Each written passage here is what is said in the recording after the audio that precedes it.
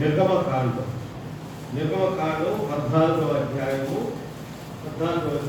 10వ వచనాన్ని దయచేసి చదవండి. నిర్గమకాండం 14వ అధ్యాయము 10వ వచనం. ఫరో సమీపించుచుండగా ఇశ్రాయేలీయులు కన్నులెత్తి ఐగుప్తీయులు తమ వెనుక వచ్చిన చూచి మిక్కిలి భయపడి యెహోవాకు మొరపెట్టిరి. అంతటా వారు మోషేతో, ఐగుప్తులో సమాధులు లేవని ఈ అరణ్యంలో చతురత్వ మమ్మల్ని రప్పించువా, మమ్మను ఐగుప్తులో నుండి బయటకు రప్పించి మమ్మను ఇట్లు చేయనేలా, మా జోలికి రావద్దు, ఐగుప్తులకు దాసుల బంధుమని, ఐగుప్తులు మేము నీతో చెప్పిన మాట ఇదే కదా, మేము అరణ్యమందు చచ్చుట కంటే ఐగుప్తులకు దాసులు ఒకటి మేలని చెప్పిరి. అందుకు మోషే భయపడుకుడి, యెహోవా మీకు నేడు కలుగే రక్షణను మీరు ఓరగా నిల్చుండి చూపిడి. మీరు నేడు చూసిన ఐగుప్తీయులు ఇక మీద మరి ఎన్నడూ ఉండరు, ఎన్నడూ చూడరు. యెహోవా మీ పక్షమున యుద్ధం చేయను, మీరు ఓరకి ఉండవాలని ప్రజలతో చెప్పాను. ప్రార్థన చేసుకున్నామని కళ్ళు మూసుకొని ఆలోచించినట్లయితే ప్రార్థన చేసుకున్నాం. దగ్గర మాత్రండి పరిశుద్ధ ఇచ్చిన వందనాలు. ఇంతకు మీరు మాతో మాట్లాడారు నాయన. నమ్మదగిన దేవుడు, వాగ్దానం చేసిన వాడు, నమ్మదగిన దేవుడు మాటకి నెరవేర్చే విషయంలో నీ వంటి వారు ఎవరు లేదు, నీకు సాటైన వాగ్దానం లేదు. మరోసారి ప్రభు నీ వాక్యాన్ని వినబోతున్నాను. మీరు మాతో మాట్లాడాలి, నన్ను శిలుచట్టం మీరే మాట్లాడి నన్ను వాడుతున్నాను. నీ చేతి గ్రహించి మనసు మాటకి నేర్చుకున్నాను. యేసుక్రీస్తు నామములో ప్రార్థించి వేడుకొంచున్నాం తండ్రి, ఆమేన్. హల్లెలూయా. మనం దేవుని యొక్క వాక్యాన్ని నిర్గమకాండం 14వ అధ్యాయము 10వ వచనంలో నుండి అధ్యాయం 14వ వచనం వరకు మనం చదువుకున్నాం. ఇందులో నేను మీకు చదవబడినటువంటి వాక్య భాగంలో 3 మాటలు నేను మీ ముందు ఉంచాలని అనుకుంటున్నాను. అందులో ఉన్నటువంటి ఒక మాట ఏంటంటే పరీక్ష అనే ఒక మాట, సమస్య పరీక్ష.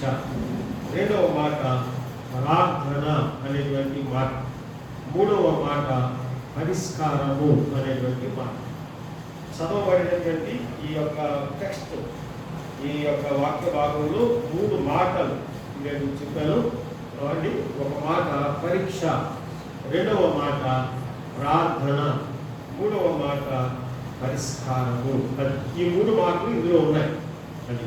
3 మాటలు ఇందులో ఉన్నాయి. పరీక్ష, సమస్య. ఇశ్రాయేలీయులు ఐగుప్తు దేశంలో ఉన్నారు. దేవుడు దేవుడు పరీక్షిస్తాడు, కానీ దేవుడు ఎవరిని శోధించడు. దేవుడు ఎవరిని శోధించడు, దేవుడు పరీక్షిస్తాడు. కనుక ఎవరైనా శోధించబడుతున్నప్పుడు దేవుడు నన్ను శోధిస్తున్నాడు అని అనకూడదు అని యాకోబు రాసినటువంటి పత్రికలో మొదటి అధ్యాయంలో, యాకోబు రాసినటువంటి పత్రిక మొదటి అధ్యాయములో బహుశా 13వ వచనము అయి ఉన్నది. 13వ వచనాన్ని మనం దేవుడు 13వ వచనం, దేవుడు కీడు విషయమై శోధింపబడిన నేరడు. చూడండి, ఆయన ఎవరిని శోధింపడు గనుక ఎవడైనాను శోధింపబడినప్పుడు నేను దేవుని చేత శోధించబడుతున్నానని అనకూడదు. అది కనుక దేవుడు నన్ను శోధిస్తున్నాడని ఎవ్వరూ అనకూడదు. ఎందుకంటే ఎవరిని దేవుడు శోధించడు. మరి శోధించేవాడు ఎవడు అంటే మత్తయి సువార్త 4వ అధ్యాయము మొదటి వచనాన్ని చదవండి. మత్తయి సువార్త 4వ అధ్యాయము మొదటి వచనం. అప్పుడు యేసు అపవాది చేత శోధింపబడుటకై, శోధించేవాడు ఎవరు? అపవాది. కనుక అపవాది ఈ 4వ అధ్యాయమే, మత్తయి సువార్త 4వ అధ్యాయమే 3వ వచనంలో ఆ శోధకుడు ఆయన వద్దకు వచ్చి అని. ఆ శోధకుడు అంటే ఎవరు? ఆ సాతానుడు, అపవాది, గత సర్పము అనే పేరు. కనుక శోధించేవాడు సాతానుడు. అయితే దేవుడు ఏం చేస్తాడంటే పరీక్షిస్తాడు. దేవుడు ఏం చేస్తాడు? పరీక్షిస్తాడు. ఆదికాండం 22వ అధ్యాయంలో మొదటి వచనాన్ని మనం చదివితే దేవుడు అక్కడ అబ్రహామును పరిశోధించినట్లుగా మనం చూస్తాం. చూడండి, ఆ సంగతులు జరిగిన తర్వాత దేవుడు అబ్రహామును పరిశోధించాను అనే మాట ఉండదండి. అది ఇంగ్లీష్ బైబిల్లో గాడ్ టెస్టెడ్ అనే మాట ఉంది. దేవుడు పరీక్షించెను అనే మాట, పరిశోధించెను అనే మాట, పరీక్షించెను. దేవుడు పరీక్షించేటువంటి దేవుడు. అపవాది శోధిస్తాడు, దేవుడు పరీక్షిస్తాడు. దేవుని యందు విశ్వాసం ఉంచిన విశ్వాసమునకు దేవుడు ఏం పెడతాడు? పరీక్ష పెడతాడు. మనకి సాధారణంగా చదువుకునేటువంటి విద్యార్థులకు పరీక్షలు పెడతారు కదండి. ఆ పరీక్ష పాస్ అయితే పై తరగతులకి వారు ప్రమోట్ అవుతారు. ఫెయిల్ అయితే అక్కడే ఉంటారు. మరి మనం ఎవరు ఫెయిల్ అవ్వాలని ఎవరు అనుకోరు. అందరూ కూడా పాస్ అవ్వాలి, పై తరగతులకు వెళ్ళాలని అందరూ కోరుకుంటారు. కనుక మరి దేవుడు కూడా మనల్ని ఏం చేస్తాడంటే మన విశ్వాసములకు పరీక్ష పెడతాడు. విశ్వాసములకు పరీక్ష పెడతాడు. చూడండి, నిర్గమకాండము 14వ అధ్యాయంలో మనం చదువుతాం కదండి. ఇశ్రాయేలీయులు ఐగుప్తు దేశంలో ఉండేవారు. ఐగుప్తు దేశంలో వారేమి సుఖ సంతోషాలతో లేరు. చాలా బాధలు, చాలా కష్టాలు. 430 సంవత్సరాలు ఇంచుమించుగా వాళ్ళు చాలా బాధలు పడుతున్నారు, చాలా కష్టాలు పడుతున్నారు, చాలా బాధలు అనుభవిస్తూ ఉన్నారు.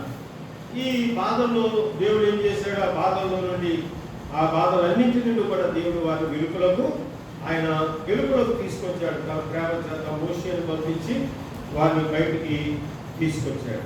తీసుకొచ్చిన తర్వాత వారిని ఎక్కడున్నారు? ఇప్పుడు ఎర్ర సముద్రము ముందు వారు నిలబడ్డారు. ఎర్ర సముద్రం దగ్గర వారు ఉన్నారు.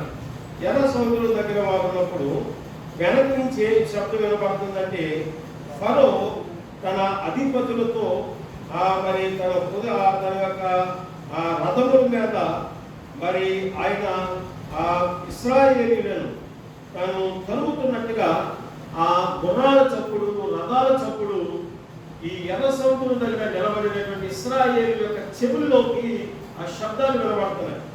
చూడండి, 9వ వచనం చదువుతాం. ఐగుప్తీయులు అనగా ఫరో రథముల గుర్రములన్నీ అతని గుర్రము రౌతులను అతని గంగు వారిని కలిమి బయలుసేపోలు ఎదుర్కొన్న పిహారోతులకు వారిని కలుసుకొని ఫరో సమీపించుతుండగా ఇశ్రాయేలు కన్నులెత్తి ఐగుప్తీయులు తమ వెనుపోతున్న చూసి మిక్కిలి భయపడి అని వారు మిక్కిలి భయపడి. ఇప్పుడు వారు ఎక్కడున్నారు? మరి సముద్రం దగ్గర ఉన్నారు. వారు తరుగుతూ ఉన్నారు, శబ్దం వినబడుతూ ఉంది, దగ్గర అయిపోతూ ఉన్నారు, కళ్ళు కూడా కనబడుతున్నట్టుగా ఉంది. వెంటనే వారి హృదయాల్లోకి ఏమొచ్చిందంటే భయం వచ్చేసింది. వారి హృదయాల్లోకి కలవరం వచ్చేసింది, భయం వచ్చేసింది, కలవరం వచ్చేసింది. కలవరం వచ్చి వారు ఇక ఎలా పడితే అలా మాట్లాడుతున్నారండి. పిచ్చి పిచ్చిగా వాగుతున్నారు, పిచ్చి పిచ్చిగా మాట్లాడుతున్నారు. మోషే మీద తిరగబడుతున్నారు. మోషే బాధ్యతలకు రావద్దని చెప్పావు కదా, అని ఐగుప్తు దేశంలోనే మేము బ్రతుకుతామని చెప్పావు కదా, ఎందుకు మమ్మల్ని ఎలా తీసుకొచ్చి మమ్మల్ని ఎందుకు ఎలా బాధపడతావు, మమ్మల్ని ఎందుకు ఇబ్బందులు పాలు చేస్తావు? మోషే, మాకు ఐగుప్తు దేశంలో సమాధులు లేవనుకున్నావా? అక్కడ మాకు తిండి లేదనుకున్నావా? మనం అక్కడ క్షేమంగా లేవనుకున్నావా అని ఎవరు ఇష్టం వచ్చినట్టు వాడు వాగుతున్నారండి. ఎవరి వారి ఇష్టానుసారంగా మాట్లాడుతున్నారు. కానీ మా జోలికి రావద్దు, ఐగుప్తులకు మేము దాసులవద్దు, మేము అక్కడే ఉంటాం. ఈ అరణ్యంలో చచ్చే కంటే మేము ఐగుప్తులకు దాసులుగా ఉండటమే మేలు కదా అని మేము అన్నాం కదా, మనం ఎందుకయ్యా ఎలా తీసుకొచ్చి ఇలా బాధపడతాం ఎందుకయ్యా అని మోషే మీద వాళ్ళందరూ ఏకకంఠంతో తిరుగుబాటు చేస్తారు. ఇది ఏమండి? అదే ఏమి వారిని ఏ దేవుడైతే ఐగుప్తు బాధల్లో నుండి విడిపించాడో అది మర్చిపోయారు. ఐగుప్తు దేశంలో వారు ఉండగా మరి వారిని ఐగుప్తు దేశంలో నుండి దేవుడు బయటకు తీసుకురావడానికి ఎన్ని సూచిక్రియలు చేశాడండి. ఫరో దగ్గరికి వెళ్ళి అడిగారు, దేవుని ప్రజలు దేవుడిని ఆరాధించడానికి మరి 3 దినాలు ప్రయాణము చేయాలి అరణ్యములో, కొంచెం పంపించంటే ఆయన తీసుకుపోయాడు. ఫరో వెళ్ళడానికి వీలు లేదు అన్నాడు. అసలు నా చేతిలోంచి మీరు ఎలా వెళ్తారో నేను చూస్తాను, ఎవరు విడిపిస్తారో చూస్తాను అని శబదం చేస్తూ సవాలు చేస్తూ చాలా కఠినుడైపోయి బిగుసుకుపోయి కూర్చున్నాడండి. అసలు కంగట్లేదు మనిషి. అప్పుడు దేవుడు ఏం చేశాడండి, ఆయన అనేకమైన సూచక్రియలు తన ప్రజల కొరకు వెలుగులు తీసుకురావడానికి, తన మహిమను ఇశ్రాయేలీయులకు కనబరచడానికి, ఆ ఐగుప్తీయులకు చూపించడానికి దేవుడు అనేక తెగుళ్ళు పంపించాడు, కప్పలు పంపించాడు. కప్పలు పంపిస్తే కానీ ఆ కప్పలు ఎక్కడున్నాయి? ఐగుప్తీయుల ఇళ్లలో కప్పలు ఉన్నాయి, ఐగుప్తుల యొక్క దేహాల మీద కప్పలు ఉన్నాయి. చూడండి 8వ అధ్యాయము 3వ వచనంలో, ఏటిలో కప్పలు విస్తారంగా పుట్టును, అవి నీ పడక గదిలోనికి, నీ మంచం మీదకి, నీ సేవకుల ఇళ్లలోనికి, నీ జనుల మీదకి, నీ పొయ్యిలలోనికి, నీ పిండి పిసుకు తొట్లలోనికి ఎక్కి వచ్చును. ఆ కప్పలు నీ మీదకి, నీ జనుల మీదకి, నీ సేవకులు అందరి మీదకి వచ్చిందని యెహోవా సెలవిచ్చాను. ఐగుప్తు దేశంలో కప్పలు వచ్చాయి. అయితే ఇశ్రాయేలీయులు ఇళ్లలో కానీ, ఇశ్రాయేలీయుల మీద కానీ, ఇశ్రాయేలు యొక్క నివాసాల్లో కానీ ఎక్కడ కప్పలు లేవు. అలా చూస్తే తర్వాత మరి పేర్లు వచ్చాయి, ఈగలు వచ్చాయి. ఆ 8వ అధ్యాయం 12వ వచనంలో, మరియు భూలోకంలో నేనే యెహోవానని నీవు తెలుసుకున్నట్టు ఆ దినమున నేను నా ప్రజలు నివసించుతున్న గోషేను దేశమును మినాయించి అక్కడ ఈగలు ఉండవు అన్నాడు. నా ప్రజలను నీ ప్రజల నుండి ప్రత్యేకపడి. ఈగలు ఐగుప్తు దేశం అంతా ఈగలే, ఐగుప్తీయుల ఇళ్లలో ఈగలు, మొత్తం ఈగలు, వాళ్ళ ఒంటి మీద ఈగలు, వాళ్ళ మంచాల మీద ఈగలు, ఏమండి వాళ్ళ యొక్క వండుకునేటువంటి పాత్రలో ఈగలు, వంటగది నిండా ఈగలు, బెడ్రూమ్లో ఈగలు, అసలు హాల్లో ఈగలు, అన్ని చోట్ల ఈగలే ఐగుప్తు దేశం అంతా. కానీ ఇశ్రాయేలు యొక్క నివాస స్థలాల్లో ఈగలు లేవు. అది ప్రత్యక్షంగా కనబడతా ఉంది. ఆ తర్వాత మరి ఇశ్రాయేలీయుల ఇంటిలో వెలుగు ఉంటే వాళ్ళ ఇంట్లో ఏముంది? చీకటి ఉంది. ఆ 3 దినాలు ఐగుప్తీయుల ఇంట్లో చీకటే ఉంది. ఆ చీకటి ఆ చేతికి తగిలే అంత చీకటి ఉంది. ఇశ్రాయేలు ఇంట్లో అయితే వెలుగు ఉంది. ఇన్ని అద్భుతాలు వారి కళ్ళతో చూశారు ఇశ్రాయేలీయులు. ఇన్ని ఆశ్చర్యకరమైన కార్యాలు ఇశ్రాయేలు ప్రత్యక్షంగా చూసి అనుభవించి ఆనందించి యెహోవాకు స్తోత్రము గానము చేతుమని పాడి ఇప్పుడు వారు ఏమంటున్నారండి? ఆ ఐగుప్తు ఎర్ర సముద్రం దగ్గరికి వచ్చేటప్పటికి వారు కలవరపడిపోతున్నారు. వారిలో ఏమొచ్చింది? అవిశ్వాసం వచ్చింది. విశ్వసించి వాడు కలవరపడ్డాడు. వారి విశ్వాసానికి పరీక్ష పెట్టాడు. ఇప్పుడు ఏం చేయాలి? మరి వారికి ఎర్ర సముద్రం వడ్డొచ్చిన వారు ఏమనుకోవాలి? మన దేవుడు మనకు తోడై ఉండి మన ఐగుప్తు దేశంలో మనం పడినటువంటి బాధలన్నిటి నుండి ఆయనే కదా మనం విడిపించాడు. ఆ ఫరోని ఆయన ఎలా వంగదీశాడు, చుట్టుపట్టుకొని ఆయన ఎలా వంగదీశాడు మనం ఎరుగుతాం కదా, మనం చూసాం కదా. కనుక ఆ దేవుడు ఈ రోజున మనకు సహాయం చేయడం, నేను నిన్ను విడువను ఎడబాయను అని వాగ్దానం చేశాడు కదా, మాట ఇచ్చాడు కదా దేవుడు. ఆయన ఏమన్నా అబద్ధం ఆడతాడా? ఆయన ఏమన్నా మాట తప్పుతాడా? ఆయన మనతో ఉన్నాడు కదా. అన్ని కార్యాలు చేసిన దేవుడు ఈ సముద్రాన్ని రెండు బాయిలుగా చేయాలి. ఏదోలాగా మనల్ని అవతలకి తీసుకెళ్తారు. బాయిలే కాదు, ఏదోలాగా ఆయన మన అవతలకి తీసుకెళ్ళి పడేస్తారు. ఐగుప్తుల బారి నుండి మనల్ని కాపాడతారని వారు విశ్వాసం ఉంచలేకపోయారు. వారికి విశ్వాసానికి పరీక్ష పెట్టినప్పుడు వారికి ఏమొచ్చింది? కలవరం వచ్చింది. వారు పరీక్షలో వారు ఓడిపోయినట్లుగా మనం చూస్తాం. విశ్వాసములో వారు ఓడిపోయినట్లుగా మనం చూస్తాం. విశ్వాసము మరి దేవుని కార్యాలు చూసినప్పుడు మన జీవితంలో ఏమవ్వాలి? విశ్వాసము పెరగాలి. విశ్వాసము పెరగాలి. విశ్వాసము నుండి మన అధిక విశ్వాసం రావాలి. మనం అప్పుడు మనకు కొంచెమే విశ్వాసం ఉండేది. ఆ తర్వాత దేవుడు మన జీవితంలో చేసినటువంటి కార్యాలను బట్టి కానీ మనం అనుభవిస్తున్నాం కదా, అప్పుడు ఆ విశ్వాసం డెవలప్ అవ్వాలి. మన భూ సంబంధంగా డెవలప్ అవ్వట్లేదండి. ఒకప్పుడు ఏం ఉండేది కాదు. ఇప్పుడు మన స్థలం కొనుక్కున్నాం, మరి ఇల్లు కట్టుకున్నాం. ఏ సైకిల్ మీద వెళ్ళేవాళ్ళు. ఒకప్పుడు సైకిల్ ఉండేది కాదు, సైకిల్ కొనుక్కున్నాం. ఇప్పుడు మోటార్ సైకిల్ కొనుక్కున్నాం, కారు కొనుక్కున్నాం, ఇంకో బిల్డింగ్ మీద ఇంకో అంతస్తు వేస్తాం. ఇప్పుడు అన్నీ బాగున్నాయి, డెవలప్ అవుతున్నావు కదా భూ సంబంధంగా. అలాగే విశ్వాసంలో కూడా మనం ఏం చేయాలి? అభివృద్ధి చెందాలి. విశ్వాసంలో అభివృద్ధి చెందాలి. కానీ వారు విశ్వాసంలో వారు ఏమైపోయారండి? విశ్వాసంలో బలహీనులు అయిపోయారు. చూడండి, హృదయము ఎంత చెడ్డదో చూడండి. మానవుడి యొక్క హృదయం ఎంత చెడ్డదో. హెబ్రీయులకు రాసినటువంటి పత్రికలో, హెబ్రీయులకు రాసిన పత్రిక 2వ అధ్యాయం, హెబ్రీయులకు రాసినటువంటి పత్రిక 2వ అధ్యాయంలో 12వ వచనములో, సహోదరులారా, జీవము గల దేవుని విడిచిపోవనట్టి విశ్వాసము లేని దుష్ట క్షమించండి 3వ అధ్యాయం క్షమించండి. హెబ్రీయులకు రాసిన పత్రిక 3వ అధ్యాయము 12వ వచనం. సహోదరులారా, జీవము గల దేవుని విడిచిపోవనట్టి విశ్వాసము లేని దుష్ట హృదయము మీలో ఎవరి యందైనను ఒకవేళ ఉండునేమో అది. కనుక చూడండి, విశ్వాసము లేని ఆయన అంటున్నారు విశ్వాసం అన్ని గొప్ప కార్యాలు చేసిన వారిలో ఏమీ కలగలేదు. ఉండవలసినంత విశ్వాసంలో వారు బలహీనులైపోయారు.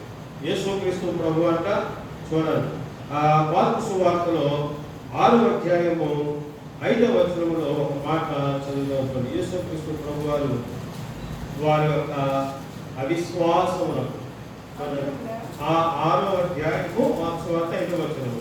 అందువలన కొద్దిమంది రోగుల వేదాల చేతుల నుంచి వారిని స్వస్థపరచుట తప్ప వారికి ఏ అద్భుతమును ఆయన అక్కడ చేయగలకపోయాను. ఆయన వారి అవిశ్వాసములకు ఆశ్చర్యపడ్డాడు. దేవుడా బాబు, నేను ఇన్ని అద్భుతాలు వీళ్ళ మధ్య చేసిన, ఇన్ని ఆశ్చర్య కార్యాలు వీరు కళ్ళ ఎదుట నేను చేసిన, ఇంకా వీళ్ళకి నమ్మకం లేదేంటి? ఇంకా ఇన్ని గుడ్డోడు అంటాడు, గుడ్డోడు చూస్తున్నాడు, మొగోడు మాట్లాడుతున్నాడు, పక్షవాతం గల వాడు వస్తుంటే వాడు నడిచేపోతున్నాడు, పనిపెట్టుకుని లేచి నడువంటాడు, నడిచి వెళ్తున్నాడు, నడిచి వెళ్ళాడు. మగవాడికి మాట వచ్చింది, చెవులు పెడుతున్నాడు. ఇన్ని అద్భుతాలు చేసిన వారికి ఇంకా అవిశ్వాసమే. వారి అవిశ్వాసానికి ఆ యేసు ప్రభు ఏమైందంటే ఆయన ఆశ్చర్యపోయాడు. కనుక విశ్వాసము, కనుక దేవుడు చేసిన కార్యాలు మనం చూసినప్పుడు మనలో విశ్వాసము, వినటం వల్ల విశ్వాసం వస్తుంది. దేవుడు చేసినటువంటి కార్యాలు మనం అనుభవిస్తున్నాం. కనుక మన విశ్వాసం డెవలప్ అవ్వాలి. చూడండి, విశ్వాసాన్ని దేనితో పోల్చాడు అంటే మీకు మాట చూపిస్తాను. చూడండి, విశ్వాసాన్ని దేనితో పోల్చాడు అంటే లోకా సువార్త 17వ అధ్యాయము 5వ వచనాన్ని చూడండి. లోకా సువార్త 17వ అధ్యాయము 5వ వచనాన్ని చదువుదాం. 17:5. అది దొరికినప్పుడు సంతోషంతో దానిని లోకా సువార్త చెప్పాను నేను. 17వ అధ్యాయం అపోస్తలులు మా విశ్వాసము రూపొందించమని ప్రభుతో చెప్పగా, ప్రభు మీరు ఆవగింజంతా విశ్వాసము గలవారైతే అన్నాడు. విశ్వాసాన్ని దేవునితో పోల్చాడు. విశ్వాసమును దేవునితో పోల్చాడు. ఆయన ఆవగింజతో పోల్చాడు. ఆవగింజ అది ఏమవుతుందండి? ఆవగింజ మొక్క వస్తుంది. ఆవగింజ భూమిలో పడి మొక్క వస్తుంది. ఆ మొక్క కాస్త ఎదుగుతుంది. ఆ మొక్క కాస్త ఎదిగి ఎంత ఎదుగుతుందంటే అది ఘోర మొక్కలన్నింటిలో కంటే పెద్దదండి. దాని మీద ఆకాశ పక్షులు వచ్చి వాలి అంతా పెద్ద ఇలాగ దుబ్బ కింద ఇంతెత్తు వరకు అది పెరుగుతుంది. కనుక మన యొక్క విశ్వాసము ఆవగింజతో పోల్చాడు. ఆవగింజలో ఎలాగా మొలకొస్తుందో అలాగే మనలో ఉన్న విశ్వాసము, ఆ మొలకెత్తినటువంటి విశ్వాసం ఇంకా ఏం చేయాలి? అభివృద్ధి చెందాలి. అంతేగాని మన విశ్వాసములో మనం దిగజారిపోకూడదు. కష్టం వచ్చిన, ఇబ్బంది వచ్చినప్పుడు, ఎవరి బాధ వచ్చినప్పుడు మనము బలహీనం అయిపోకూడదు. పరీక్ష మనకు దేవుడు అబ్రహాముకి పరీక్ష పెట్టాడు. ఇశ్రాయేలీయులు ఆ ఎర్ర సముద్రం మీద నిలబడినప్పుడు వారు ఆ పరీక్షలో వాళ్ళు ఓడిపోయారు, కలవరపడిపోతున్నారు. దేవుడు ఏదో విధంగా ఇంతవరకు సహాయం చేసిన దేవుడు ఎప్పటికీ కూడా మనకు సహాయం చేసి అవతల తీసుకెళ్తాడు మనల్ని. ఒకవేళ ఐగుప్తీయుల బారిలో వారి యొక్క బారిలో పడకుండా ఆయనే మనల్ని కాపాడతారని వారు నమ్మకము ఉంచారు. ఈ రోజుల్లో చాలా మంది మనము ఈ కోపం చెందిన వారు ఉంటారు. ఎప్పుడు కూడా పరగడుగు కానీ తినేసి లేదంటారు, పరగడుగుగానే ఉంటారు. ఎన్ని అద్భుతాలు చూస్తాం, ప్రార్థన చేస్తాం, దేవుడు సహాయం చేస్తాం, దేవుడు కార్యాలు చూస్తాం.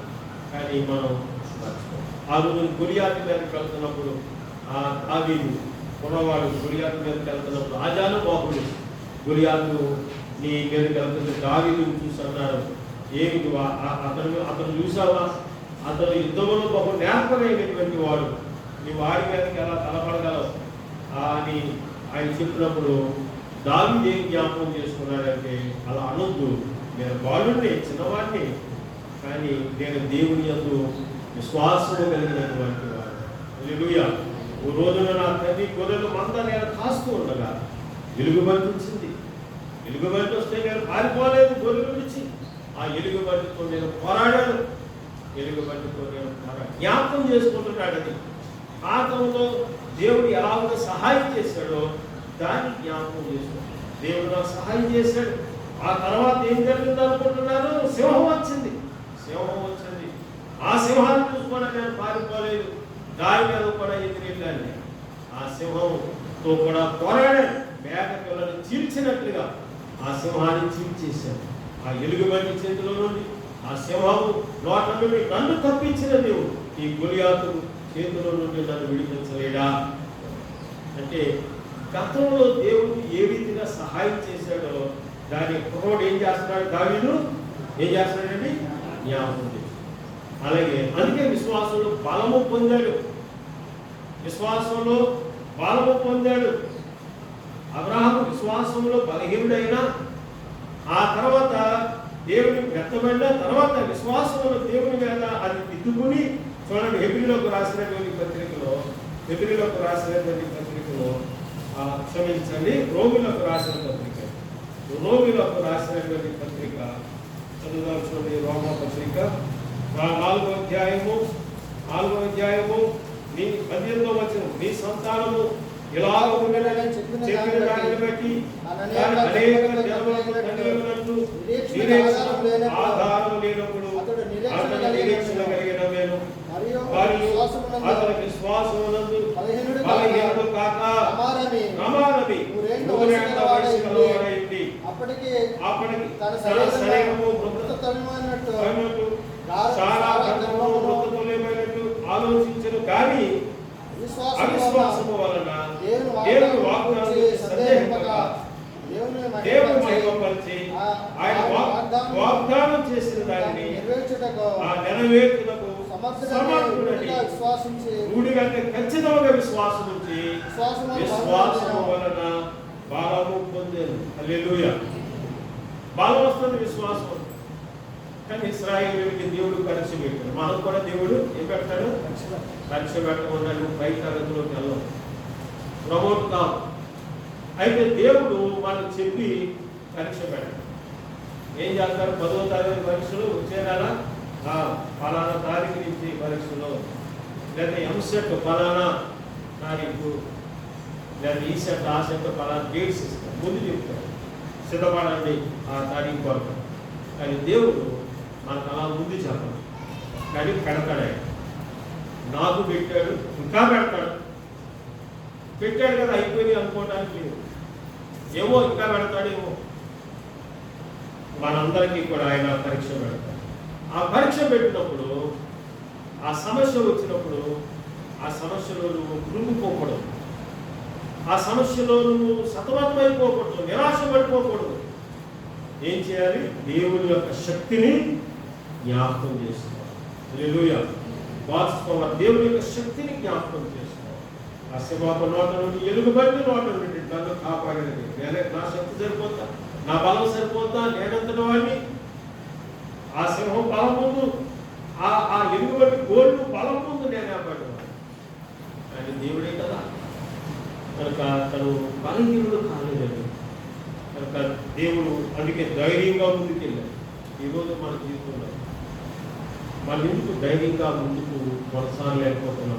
ఏదైనా సమస్య వచ్చినప్పుడు ఎందుకలా దిగాలు పెట్టుకుంటున్నాం, ఎందుకలా బెంగ పెట్టుకుంటున్నాం, ఆందోళన చెందుతున్నాం. గతంలో అది ఏం చేశారు? అందుకే నేను ఏం చెబుతానంటే, మీరు ఒక పుస్తకం పెట్టుకోండి. ఆ పుస్తకంలో మీకు ఒక సమస్య వచ్చినప్పుడు, మరి ఏదైనా శోధన వచ్చినప్పుడు, ఆ విషయంలో మీరు ఎట్లా దేవుని దగ్గర మీరు మరి ఎలా ఆందోళన చెందితే, దేవుని మీద ఆధారపడితే, మరి దేవుని యొక్క సహాయాన్ని వేడుకుంటే ఎలా ఉన్న దేవుడు మీకు సహాయం చేశాడో అందులో రాసుకోండి. ఇలాంటి పరిస్థితులు ఎప్పుడైనా వచ్చినప్పుడు మనం గతంలో మన జీవితంలో దేవుడు ఏమి రాశాడని తిరగేసుకుంటే ఏమొస్తుంది? మనకి ధైర్యం వస్తుంది. అవును కదా, ఒకప్పుడు దేవుడు ఇలాంటి ప్రార్థన చేస్తే ఈ సమస్యలు పరిష్కరించాడు కదా. జ్ఞాపకం పెట్టుకుంటాను అనుకోకండి. కొంతకాలం అయిన తర్వాత మీరు వాష్ అయిపోతారు, మీకు జ్ఞాపకం ఉండదు, మర్చిపోతారు. అసలు జ్ఞాపకం చేసుకుందామని ప్రయత్నం చేసిన జ్ఞాపకం రావు. పనికి మారిన పిచ్చి మొక్కలు జ్ఞాపకంలోకి వస్తాయి, పిచ్చి తలంపులు వస్తాయి. ఇవి మాత్రం మీకు జ్ఞాపకంలో రావు. అందుకే పుస్తకంలో రాసుకోవాలి. దేవుడు కూడా రాసుకోండి అన్నాడు, రాసుకోవాలి. ఇశ్రాయేలుకు పరీక్ష పెట్టాడు, సముద్రం ముందు నిలబెట్టి. ఏముంది వాళ్ళు ఇక క్యాట్లో బొమ్మలేసి తిరగబడుతున్నారు. ఏ మోషే ఏమనుకున్నావయ్యా నువ్వు? అసలు మా జోలికి రావద్దని చెప్తావు కదా. విశ్వాసంలో పరీక్షలు. అందుకే వారు చూడండి, హెబ్రీ పత్రికలో మళ్ళా 2వ అధ్యాయంలో కొందాం. చూడండి, హెబ్రీలోకి రాసిన పత్రిక 2వ అధ్యాయంలో ఏమండి, 2వ అధ్యాయము 18వ వచనంలో తన విశ్రాంతిలో ప్రవేశింపారని, 18వ వచనం 3:18 అండి, 3:18 హెబ్రీ పత్రిక. తన విశ్రాంతిలో ప్రవేశింపారని ఎవరిని గురించి ప్రమాణం చేసినో అవి వేరైన వారి గురించే కదా, కాగా అవిశ్వాసం చేతనే వారు ప్రవేశింపలేకపోయినని గ్రహించుచున్నాము. వారు వాగ్దాన దేశంలో కూడా వారు అవిశ్వాసం చేత ప్రవేశించలేకపోయారు. పాలు పేరులో ప్రవేశించారు. అఖరాలు దేశంలో కూడా వారు వాగ్దాన భూమిలోకి వారు అవిశ్వాసం చేత అరణ్యంలోనే పరీక్షల్లో వారు నెగ్గలేకపోయారు. దేవుడు పరీక్ష పెట్టాడు, పరీక్షలు నీవు నేను మరి దేవుడు మనకు పరీక్ష పెట్టినప్పుడు మనం విశ్వాసంలో స్థిర బుద్ధి కలిగి ఉండాలి. దేవుని మీద ఆనుకోండి, దేవుని శక్తిని జ్ఞాపకం చేసుకుందాం. ఆయన సర్వశక్తి కలిగిన దేవుడు, ఆయన చేయలేని సహాయం అనేది. నీ కష్టం ఎంత పెద్దదైనా, నీ బాధ ఎంత పెద్దదైనా, నీ వ్యాధి ఎంత పెద్ద రోగమైనా సరే, దేవుడు దానిని కాళ్ళు గుడ్డు పుచ్చుకుంటే అలా పిమిస్తూ తీసి మనం అలా పడేసినట్లుగా దేవుడు దానిని తొలగించగలడు. హల్లెలూయా. నువ్వు అపారమైన దేవుని శక్తి మీద నమ్మకం పెట్టుకుంటే దేవుడు పెట్టే పరీక్షలో మనం సునాయాసంగా దిగుతాం. నువ్వు ఆధ్యాత్మిక జీవితంలో అంతస్తు పైకి వస్తావు, ఓ మెట్టు పైకి. కనుక పరీక్ష. రెండవది ఏం చేయాలి? వారు ప్రార్థన చేయాలి. మనం ఊరికే అలాగా మీలో ఎవరికైనా శ్రమ సంభవించిన వారు ఏం చేయవలేను? యాకోబు పత్రికలో చదువుతాం, ప్రార్థన చేయవలేను, అవసరమైతే ఉపవాసం ఉండవలేను. కానీ అవసరమైతే ఉపవాసం ఉండి కనుక ప్రార్థన చేయాలి. దేవుని సన్నిధిలో మోకరించి ప్రార్థన చేయాలి. ఆ యొక్క సమస్య ఏదైనా, సమస్య వైపు ఎప్పుడు చూడకూడదు. మనం సమస్య వైపు చూస్తే కృంగిపోతాం.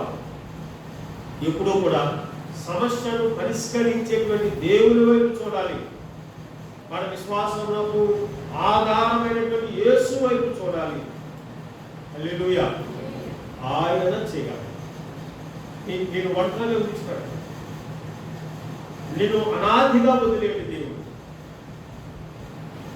దేవుడు వదిలేసి అనాథ అవ్వాలేమో కానీ, దేవుడిని విడిచిపెట్టి నువ్వు ఒంటరివాడు అయిపోవాలి, ఒంటరిదారం అయిపోవాలేమో కానీ, దేవుడు నేను విలువని ఎడపాయనాడు నీ చేయి పట్టుకుంటాడు. మరి నువ్వు వదిలేస్తే ఆయన చేయి, ఆయన పట్టుకున్న చేయి నువ్వు వదిలేస్తే ఆయన ఏం చేస్తాడు? కనుక మనం సమస్యల్లో మనం దేవునికి ప్రార్థన చేయాలి. చూడండి, నేను మాటలు నేను మీకు చూపిస్తాను. కీర్తన 91వ కీర్తన 15వ వచనం, 91వ కీర్తన 15వ అతడు వచనం. నాకు మొరపెట్టగా అతడు నాకు మొరపెట్టగా నేను అతనికి ఉత్తరం ఇచ్చేదను. శ్రమలో శ్రమలో నేను అతనికి తోడయుండును. అతను విడిపించి అతను విడిపించి అతను గొప్ప చేసేదను. దీర్ఘాయువు చేత అతను తృప్తిపరచెదను. నా రక్షణ అతనికి చూపించెదను. హల్లెలూయా. అతను నాకు మొరపెట్టగా నన్ను నమ్మి నేను అది చేయగలను, ఆ సహాయం నేను అందించగలను, ఆ సమస్య నేను పరిష్కరించగలను అని నమ్మాడు కనుక నన్ను అడుగుతున్నాడు, నన్ను అభ్యర్థిస్తున్నాడు కనుక అతను ప్రార్థన నేను కాదు అనను, నేను చూసి నేను కాదు అనను, తప్పనిసరిగా అంగీకరిస్తాను. అతనికి అవసరమైన సహాయాన్ని నేను అందిస్తాను. శ్రమలో నుండి నేను వినిపిస్తాను. విద్యా గ్రంథంలో మనందరికీ పరిచయమైన మాట, ప్రార్థన గురించే మాట 33:3 నీ నాకు మొరపెట్టుకోలేదు, నీకు ఉత్తరం ఇచ్చాను. కీర్తన గ్రంథంలో మరో మాట ఉంది, ఆపత్కాలంలో నువ్వు నాకు మొరపెట్టు. ఇటు మాటలు వింటాం కానీ మనం ప్రార్థన మాత్రం చేసేవారు ఎంతమంది ఉన్నారు? వింటాం, బాగానే ఉన్నదాన్ని. కనుక మనం సమస్య వచ్చినప్పుడు చూడుకోకూడదు, పరిష్కరించగలిగినటువంటి ఆ దేవుని దగ్గర మోకరించి కాదు. అది ఆరోగ్య సమస్య అయినా, ఆర్థిక సమస్య అయినా, అది కుటుంబపరమైన సమస్య అయినా, పిల్లలతో సమస్య అయినా, భర్తతో సమస్య అయినా, భార్యతో సమస్య, అది ఏ సమస్య అయినా సరే దేవుని సన్నిధిలో పెడతాం, దేవుని దగ్గర పెడతాం. కనుక దైవజనుల సమక్షంలో తీసుకోవాలి. ఒక సహోదరి నాకు చెప్తాను, నేను చాలా ట్యాబ్లెట్స్ వాడుతున్నాను, చాలా ట్యాబ్లెట్లు వాడాను. కాకినాడలో చాలా మంది వైద్యుల చేత నేను చూపించుకున్నాను. మందులు దాని మందులు అయిపోతుంది, వ్యాధి దాని వ్యాధి అయిపోతుంది, ఆమెకి బ్లీడింగ్ అవుతా ఉంది. మందులు దాని మందు అవుతుంది, వ్యాధి దాని వ్యాధి అయిపోతుంది. ఎన్నో స్కానింగ్లు, ఎన్నో డబ్బులు ఖర్చు అవుతాయి. ఆ పాస్టర్ గారు ప్రార్థన చెప్పింది, అమ్మ దేవుని బట్టి చెప్పాను, నువ్వేం భయపడకు, ప్రభు సహాయం చేస్తాడు. ప్రార్థన చేస్తారు. ఆ రోజు ఆదివారం ప్రభు ఈ సహోదరిని కనికరించి మరుసటి ఆదివారం ఆ స్థలానికి వెళ్ళేటప్పటికి ఎప్పుడు వస్తారా మాస్టర్ గారు అని ఆరోగ్యాలు అటు తిరుగుతాం, కనిపెడుతుంది, ఎదురు చూస్తుంది. ఎప్పుడు వస్తారా, ఎంత త్వరగా నింపేద్దామా, నా వ్యాధి తగ్గిపోయింది హల్లెలూయా. నేను వచ్చి రాగానే అయ్యారు వారం మీరు ప్రార్థన చేశారు కదా, తగ్గిపోయింది. మందులు దాని మందులు అయిపోయింది, ఈ జబ్బు దాని జబ్బు అయిపోయింది. కానీ మనం దేవునికి ఏం చేస్తాం? ప్రార్థన చేస్తాం. అది ఆయన చేయగలరు, ఆయన వల్ల ఉంది. నీ వల్ల నా వల్లే పోతుంది. వైద్యుల మీద నమ్మకం లేదు, వైద్యులు వైద్యం చేస్తారు కానీ బాగు చేసేది ఎవరు? దేవుడే. వైద్యుల మీద మనసు పెడతారు, ఈ మీద పెడితే రేపు పొద్దున ఆయన వచ్చింది వైద్యం తపాలం. కనుక ఏ వైద్యుడైతే నాకు వైద్యం చేస్తున్నాడో మొన్న అంటున్నారు కాదు, డాక్టర్ గారు ఆపరేషన్కి అన్ని సిద్ధం చేశారు, అన్ని పలానా రోజు పలానా గంటలకి ఆపరేషన్ అన్నారు. ఈలోపు మత్తు డాక్టర్ గుండుకోడు వచ్చింది, మత్తు ఇచ్చే డాక్టర్ గుండుకోడు వచ్చింది. ఆపరేషన్ కాదా అది ఆయన మనిషే కదా. కనుక డాక్టర్ ట్రీట్స్ అంతే. అంటే ప్రసాద్ గారు doctor treats, God heels, Jesus heels అన్నారు.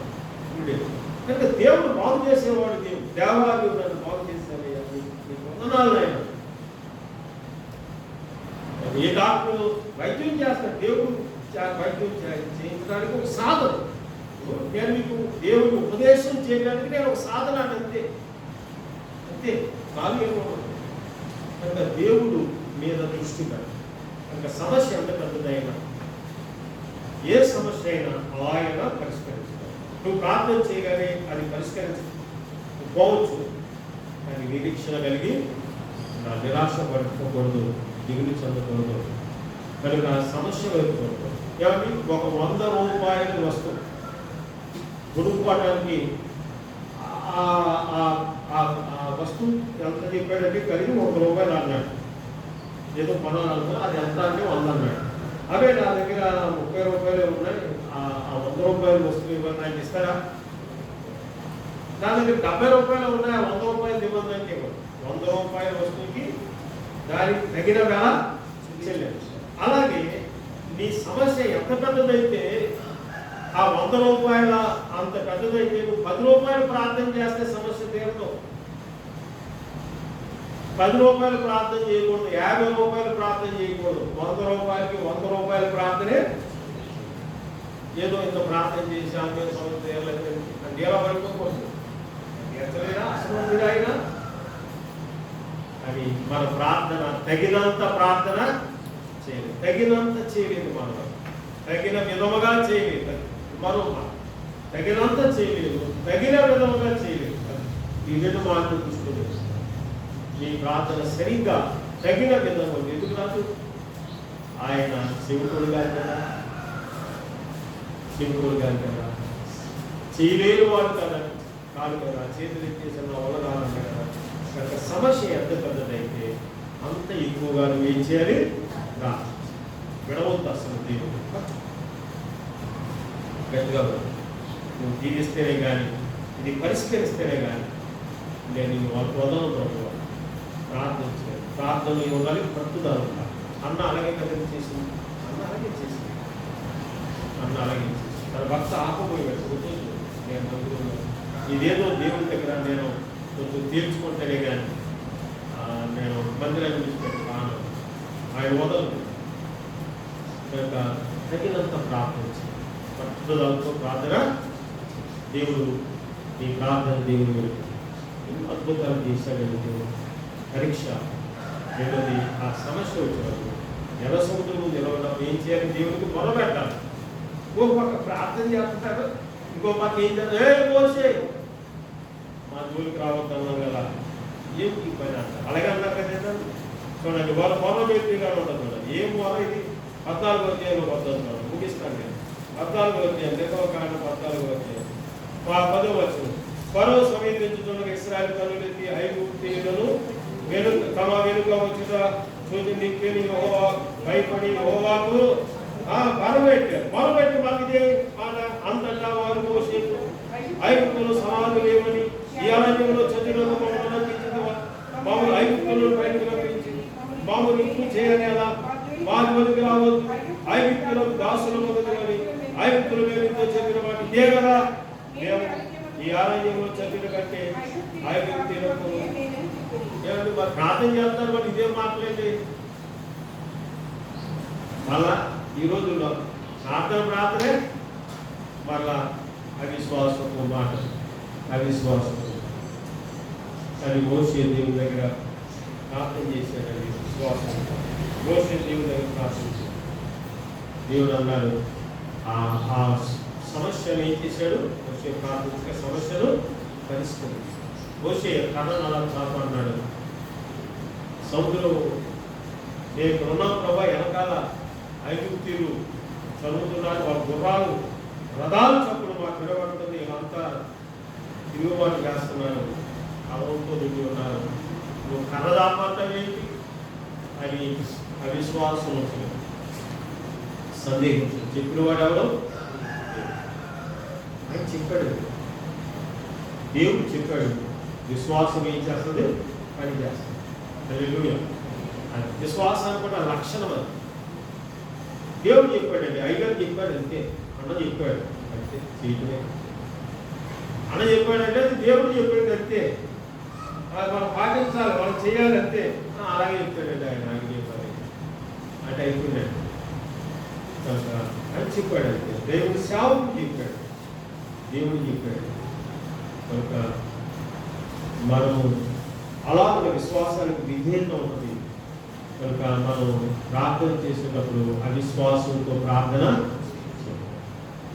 సందేహించుతూ ప్రార్థన చేస్తే యాకోబు చెప్పాడు కదా 1వ అధ్యాయంలో, బహుశా అలాంటి వాడు సముద్ర తరంగమును పోలి ముందు గాలి చేత రేపబడి ఎగరగొట్టు